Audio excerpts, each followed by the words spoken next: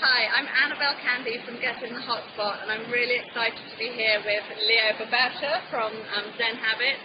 Leo's got one of the biggest blogs in the internet. His books, The Power of Less and Zen for Dumb, are some of the world's bestsellers, they're international bestsellers. He's one of the world's most successful bloggers, so I'm very excited to be here with him. Thank you for agreeing to talk to me today.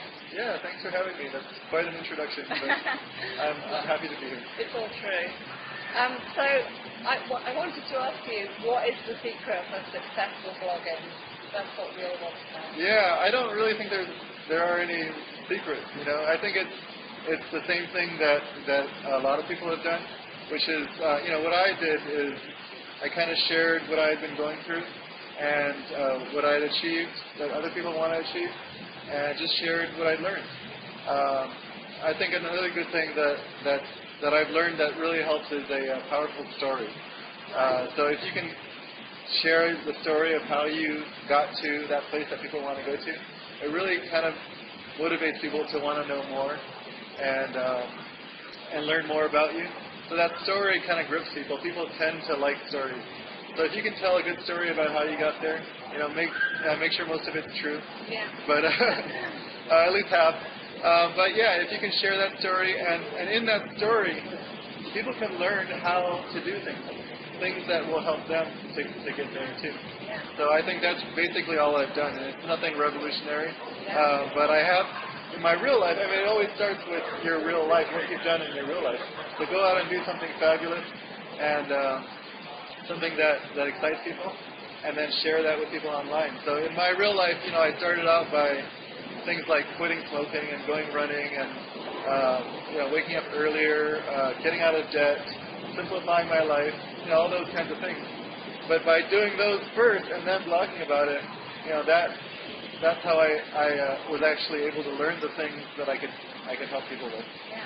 So that, for me, that's really been the key to my success on Zen Habits, is just going out and doing something and then just sharing what I've learned. Yeah. And it's not a secret at all. Yeah. Just Okay. simple as that. I think that your blogging success is part of the story. Now I love the story of how you used to have a job and you weren't very well paid and you dreamed of being self-employed and you found such success now. That's really great. I was definitely unhappy in my old job, so I'm so much happier now that I was able to quit my day job and go into doing things that I'm really passionate about. So I think that's another thing too. You're asking about secrets.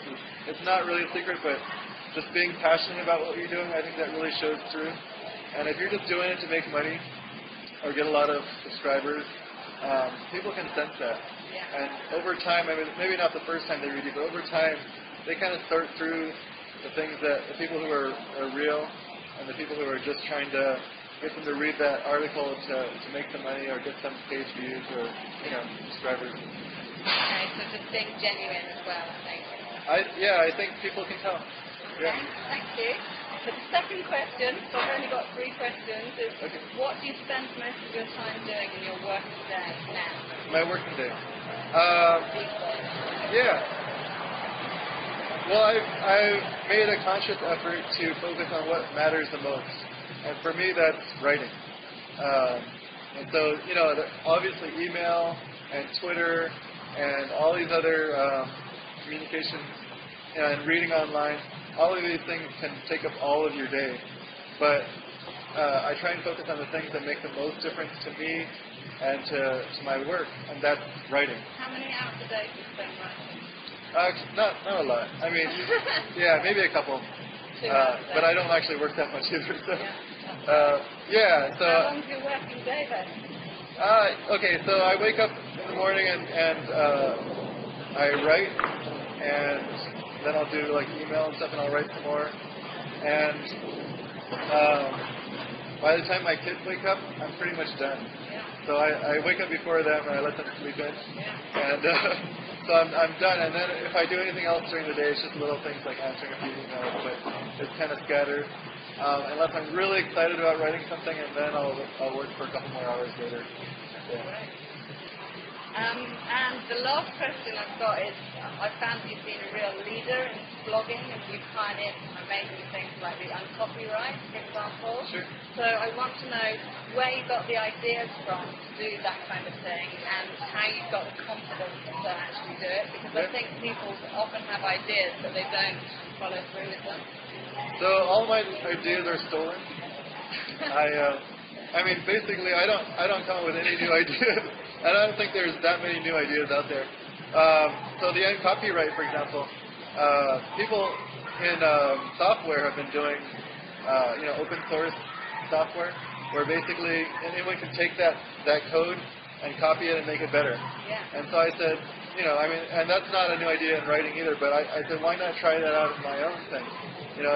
Why not let people take my content and use it on their site or their book or their magazine and make it better? If they want to remix it and add stuff to it, who knows? Maybe it's going to turn into something way better than when I first did. So a lot of times the end thing is way better than the original. So I'm hoping just to kind of be the little kernel that something better can grow from.